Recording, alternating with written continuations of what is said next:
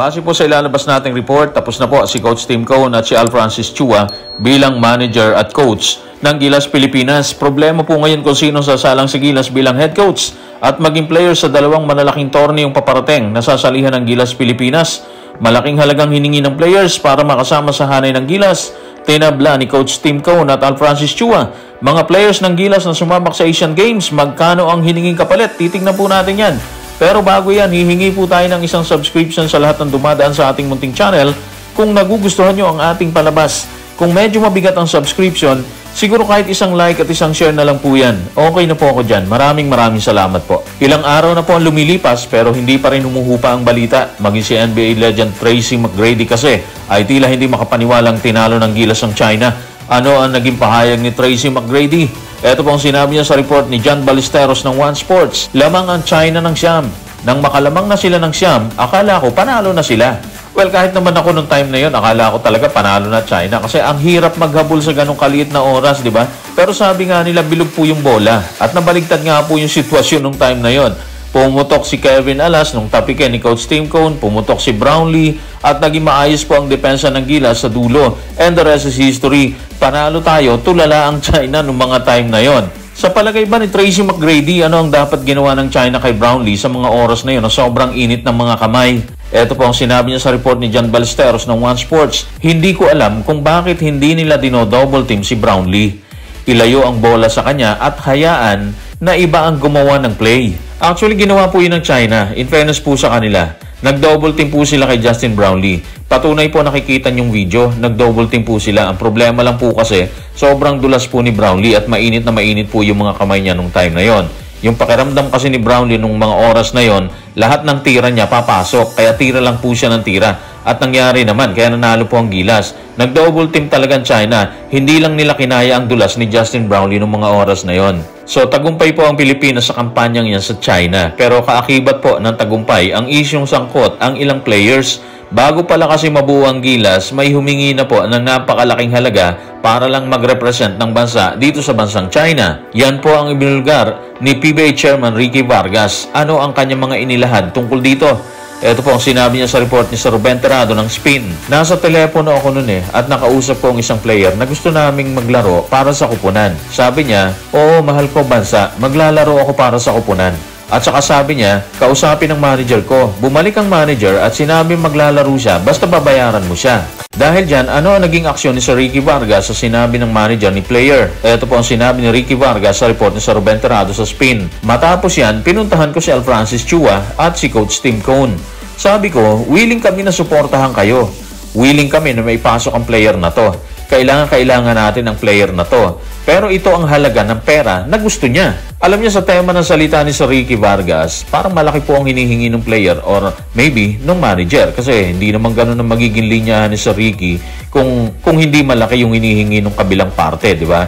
Parang ang dating kasi nun, namangha siya or namangha si Sir Ricky sa hinihingi po ng player sa kanila para makapaglaro dito sa Gilas. Pero kasi bayan nga po yung nakataya dito, ano man ang mangyari, lahat magbe-benefit po dyan. Lahat magbubunyay kapag nanalo. Lahat malulungkot kapag natalo.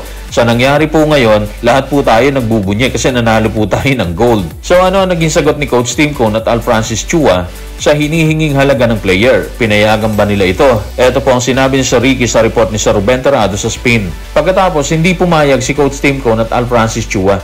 Hinihingi niya kasi ang buwan, sisirain ito yung kupunan. Ang halagang hinihingi niya kasi is mas malaki pa sa binayaran namin para sa ating naturalized player. So, ibig sabihin, yun ang dahilan kung bakit hindi nakasama ang kailangan or target na player ni Coach Tim Cone or maybe ng pamunuan ng Gilas. Lumalabas po na ganon, di ba? Malaking halaga yung hinihingi. Imagine, sinabi nila na hinihingi ng player ang buwan or maybe ng manager, di ba? Malaki nga kung ganon. Kasi dating po nun, imposibleng maibigay po sa kanya. At kung ibibigay man po sa kanya yon, sobra-sobra, tigit pa sa talent fee ni Justin Brownlee. Ganon po yung dating po nun.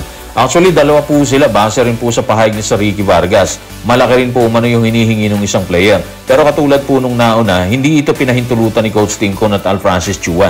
Sa tanong kung sino po ang mga nabanggit na players, hindi na po ibinunyag ni Sir Ricky Vargas ang identity ng dalawa. Which is sa tingin po natin, tama lang naman para maiwasang magkaroon ng hindi magandang interaction dito sa social media. Kung humingi ng malaking halaga ang dalawang players na hindi pinangalanan, paano naman yung mga kumuha ng ginto sa China?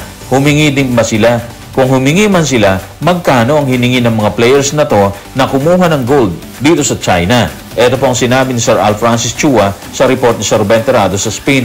Hindi sila humingi ng anuman, kaya bilib na bilib ako sa kanila.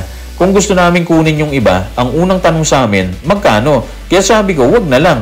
Hindi natin kailangan yan. Maglalaro lang tayo. Yan ang dahilan, kaya proud na proud kami sa kanila. Kahit si Justin, kahit si Ange Kwame, wala silang hiningi.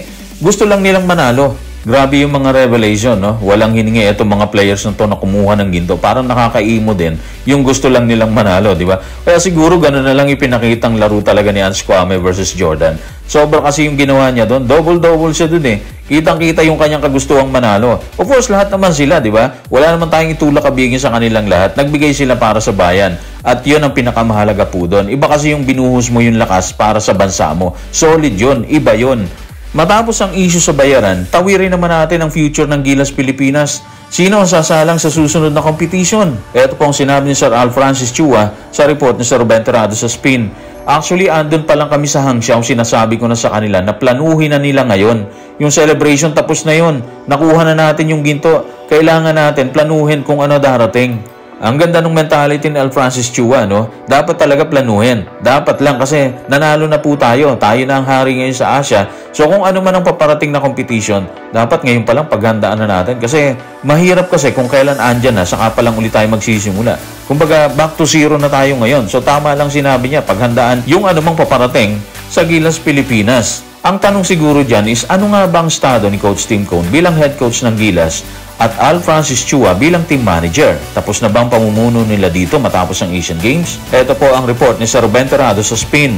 Natapos na kasi panunungkulan ni Chua bilang Gilas Pilipinas team manager pagkatapos ng Asian Games. Gayon din si Coach Tim Cone na pumalit pansamantala matapos bumaba si Coach Shot Reyes sa pwesto pagkatapos ng World Cup. Ibig sabihin po niyan, nasa SBP na po ang bola sa ngayon kung sino po yung itatalaga nila bilang head coach at kung sino-sinong players ang kukuhanin nila para sa paparating na kompetisyon na sasalihan po ng Gilas Pilipinas. Well, sigurado naman tayo na lahat po yan na pag-uusapan. Lahat naman sila, partikular ang SBP at maging si RSA na kumuminsi kay Coach Tim Cone na maging head coach ng Gilas dito sa Asian Games, iisa po hangarin nila dyan. At yan ay makabuo ng malakas na kupunan para po sa hinaharap. So para sa ating kaalaman, ito po ang dapat paghandaan ng Gilas Pilipinas. Ano nga ba yan? Ito po ang report ni Sir Ruben Terrado sa Spain. Ang FIBA Asia Cup 2025 qualifiers kung saan ang una sa tatlong window ay magsisimula sa Pebrero 2024. Malapit na po yan. Yan po yung unang dapat paghandaan ng bubuuing Gilas Pilipinas na kupunan. Ha? Pangalawang dapat paghandaan ng Gilas, sasabak din ang Gilas Pilipinas para sa isang slot sa Paris Olympics sa 2024 FIBA Olympic Qualifying Tournament. So yan po yung dalawang mahahalagang tournament na sasalihan ng Gilas Pilipinas. So guys, maraming salamat.